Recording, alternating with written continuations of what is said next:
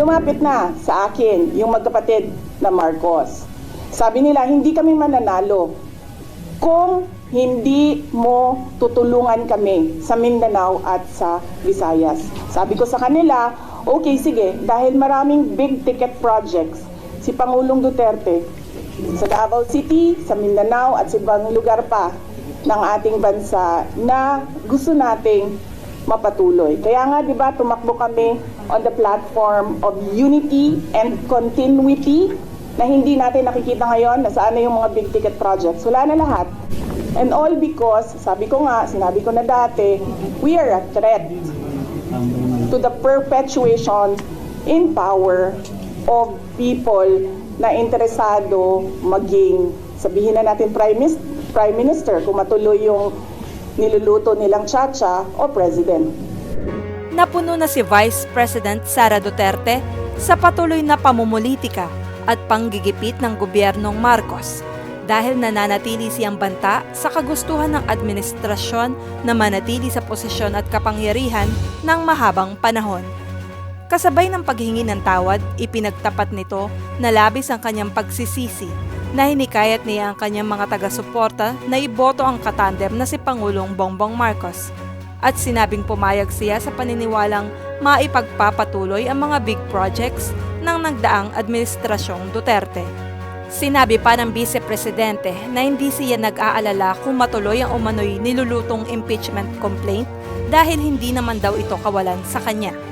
Ayon pa kay VP Sara, wala sa kanyang plano ang tumakbo noon bilang Vice Presidente, subalit pinakausapan umano siya ng magkapatid na Marcos bago mag-eleksyon noong 2022, sapagkat hindi daw sila mananalo sa Visayas at Mindanao kung wala ang tulong na Inday Sara. Bakit? And all because, sabi ko nga, sinabi ko na dati, we are a threat to the perpetuation in power of people na interesado maging, sabihin na natin Prime Minister, kung matuloy yung niluluto nilang tsa-tsa o President, kung hindi maluto yung tsa-tsa nila.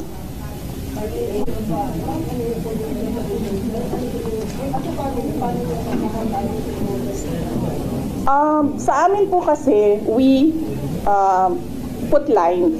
Hindi po kami nagkikriss-cross ng problema namin. Tulad po ng sinabi ko sa amin mag-asawa, kung issue niya yon, ang drug smuggling, siya lang ang magsasalita, siya ang mag-aasikaso. Yung issue ko sa confidential funds na tinitira, sa COA na hinahabol, sa impeachment na pinag-uusapan, sa akin din yon. Ganun din kami ni Pangulong Duterte. We have different set of lawyers for ICC. So iba yung nagtatrabaho para sa kanya, iba yung kinukonsulta ko para sa akin. Are you bothered by the allegation? Hindi. Hindi. I'm not at all bothered. I am bothered na gusto nila i-frustrate ang pinili ng mga tao na maging Vice President, all because of power and politics. Pero kung ako lang, ulitin ko lang ha, unang-una, hindi ko gusto tumakbong President. Di ba nga, kaya nung tinanong ako ng magkapatid na Marcos, ni BBM at ni Senator Aimee, kung tatakbo ako, diretso ko sinabi, January of 2021, sabi ko sa inyong lahat, hindi ako tatakbong Pangulo. Totoo yun. Tapos, hindi ako tatakbong Vice President. Kasi hindi naman napag-usapan yon before the deadline of filing of candidacy. Hindi napag-usapan ang pagiging Vice President. Tapos, pagkatapos ng filing of candidacy, lumapit na sa akin yung magkapatid na Marcos.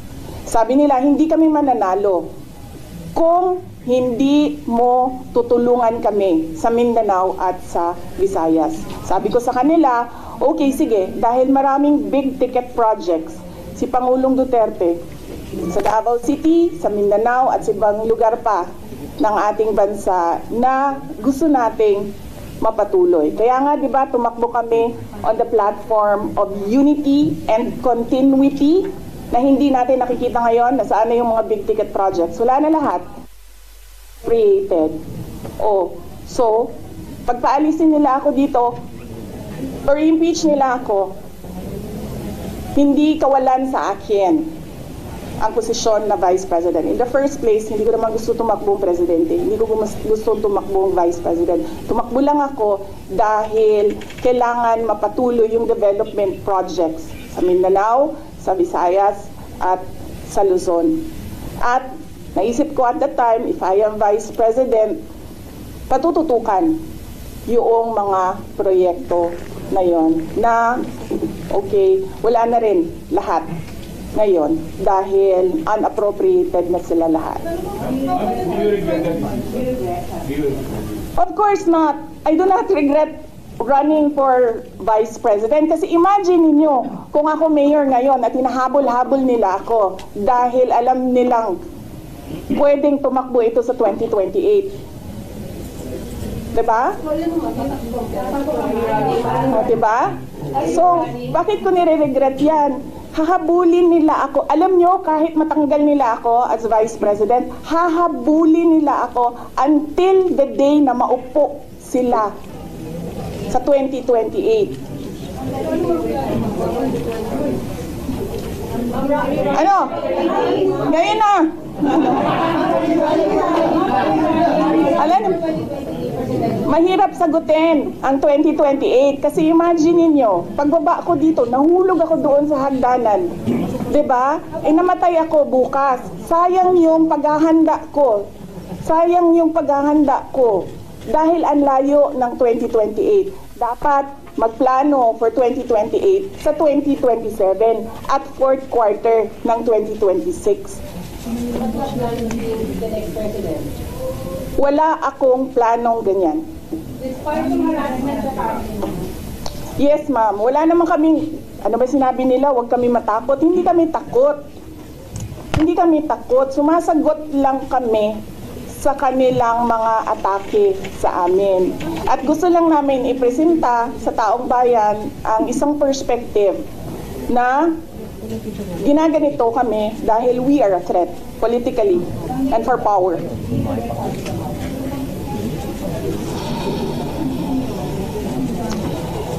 Do I regret helping? Do you want to answer that question? Or alam mo ba ang sagot? Senator Amy? Senator Amy Marcos? Magkaibigan naman kami.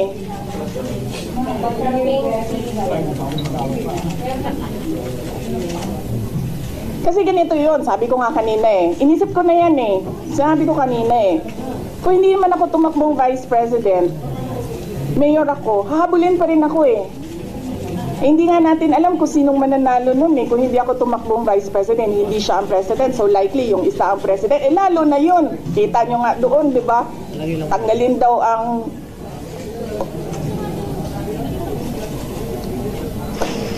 Ano? How would I protect myself? I hire lawyers, ma'am. Yan na lang naman kasi talaga ang magawa ko. Pero kung makikita nyo, hindi na talaga sila sumusunod sa batas, sa harassment nila. So, tatanggapin kung ano yung darating. Kaya sera-sera.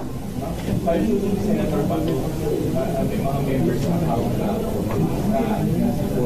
dahil after famously claiming the Duterte administration, eh bigla na rin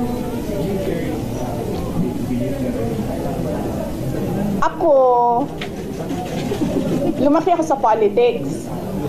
9 years old pa lang ako, mayor na ang father ko. So from 9 years old until today, wala akong ibang